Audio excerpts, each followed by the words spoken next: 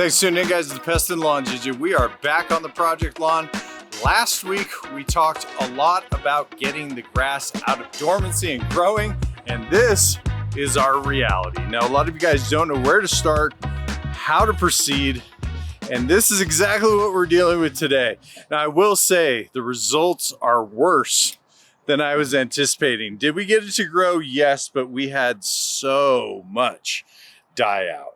Grass is very, very thin. Ton of seeds coming off of the trees that we're dealing with, and just a mountain pile of weeds. And believe it or not, that's not my primary concern.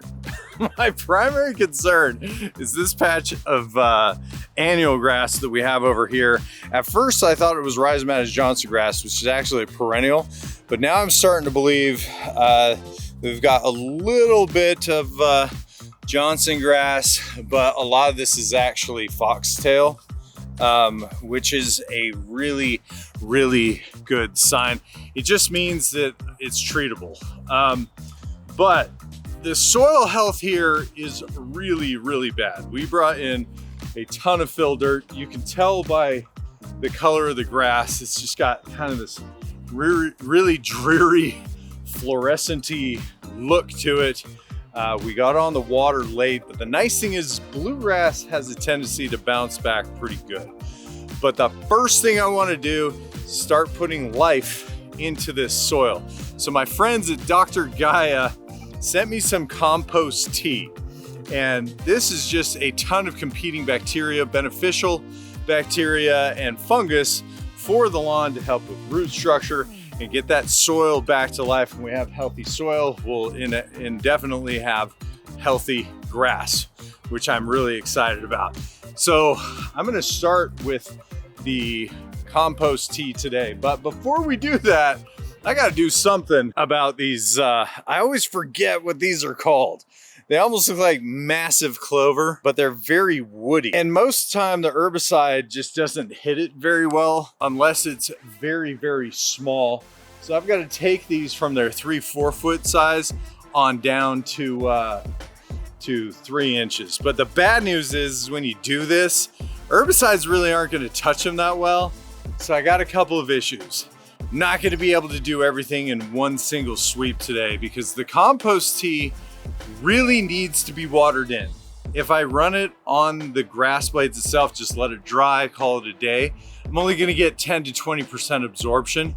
So I really wanna run this as a soil enhancing solution. So I got to really get this watered in, which means I more than likely won't be able to attack the weeds until either late tonight or tomorrow. But eventually we'll get it all done. Now, as far as equipment goes for today, I got my backpack sprayer, and then we've got his mower. We'll see how well this does. If you guys are on the fence with buying this DeWalt lawn mower, let me show you what it could do. I've been pretty surprised with it. My buddy bought this, and it has a ton of torque. It takes 2 of these high amp 20 volt batteries. And so this thing is capable of getting through a lot more than you would expect. The nice thing about battery operated is that it literally, you can lift it up, put it on the side, you're not dealing with gas, and it's got this cross-cut type mowing that gets through a lot of bush. And I'll show you how that works. The bag is actually a really nice bagging system. Catches everything that it's supposed to. Show you the controls here. The controls are pretty interesting. You hold down the safety, that turns on the battery. So at this point we can walk it, or we can hit the power button to start the mower. And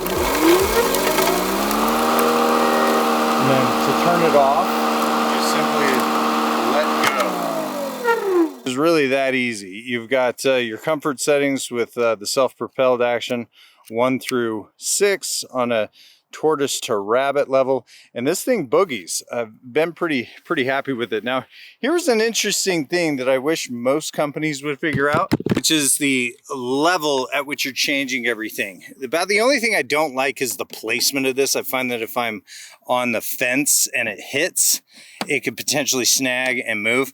But they did levels 1 through 6, which is going to be pretty similar to the heights of cut that you're going to get out of this thing. But overall, it's a stealthy little machine. It's not super big. Putting it in your garage is easy as well. So storage shouldn't be that big of a deal. But let's go back to the batteries. This quad system not only does it have a ton of torque, but it'll do all 7,000 square feet of grass. How not to use a lawnmower for 500, please. But seriously, I gotta head it to DeWalt. This is actually a pretty sweet mower. First time I've used one. And it's got some decent torque to it. Bogged out a few times, but considering the mat that I'm going through, this is pretty wild. Now, as far as mix ratios go for compost tea, it all depends on how they manufactured the compost tea. This one is, I want to say, a day and a half old. It's pretty fresh. I'm going to put it down at about 10 ounces per 1,000 square feet and call it a day. The one friendly reminder, it's got to be watered in. You have to get this in the soil. Soil is the binder, so it's very important that we get it watered. Solutions down. Now we need to attack a completely separate issue, and that is the mowing strategy. My buddy doesn't quite have enough time to get out here 3-4 days a week to keep it at 1 inch. So what I'm going to do is grab one of the machines that I have at my house and put it out here, which we have the Mammotion Yuka. Now, the end goal, I'm not entirely sure if I'm going to keep this machine here, but I thought it's a good idea because we have this bagger here, and we have so many of these trees here that are just piling down seeds and debris. So I thought maybe we could get ahead and actually use the sweeper to kind of help out with some of this. Now, don't get it mistaken. The sweeper is not a dethatcher. It is not going to pull up dead debris out of the lawn. So ultimately, that's going to be another episode before we get into leveling this lawn. But this way, we can get a program. Now, programming these, shockingly, is easy. Now that I've done it so many dozens of times, it's really not that big of a deal. We just need to find a good place for the base station, which I've already done, anchored it down. You'll notice I've got 3 feet on one side, 3 feet on the other, 3 feet in front of it. No problem. I'll create a channel to the mowing zone here, but before we do that, I need to get the antenna in place. Give it about 5 minutes or even less, so it has to connect to 18, 20 more satellites in the sky, and I have clear line of sight, so I'm pretty confident. As soon as I do that, I'm going to train the machine around the yard and establish my mowing boundary. Now, this yard has some serious, severe ruts in it, so I was just telling them that I'm gonna have to create some no-go zones around these evergreen heads where we've got too much of a trench, because I don't want the machine to get stuck. The majority of these machines won't get stuck unless the trenches are greater than about 3 inches with the Mammotion style machines. I've grown to really love Mammotion because of how well they deal with rough terrain, but I also like how powerful the cutting blade is.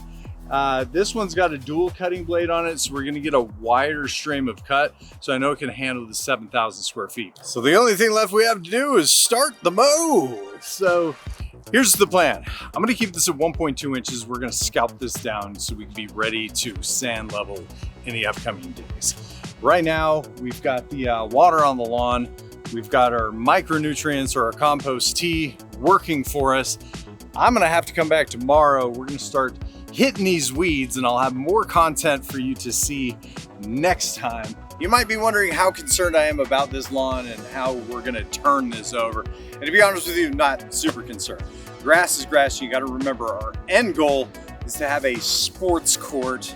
And with that in mind, I'm gonna kind of skip to the end just to kind of alleviate some of the concerns. We've still got lawn leveling, we've still got dethatching, We've still got a lot, but bluegrass tends to bounce back pretty quickly. But if you guys have any questions, comments, or concerns, hit me up down in the comments down below. Until next time, guys, we're slaying this lawn.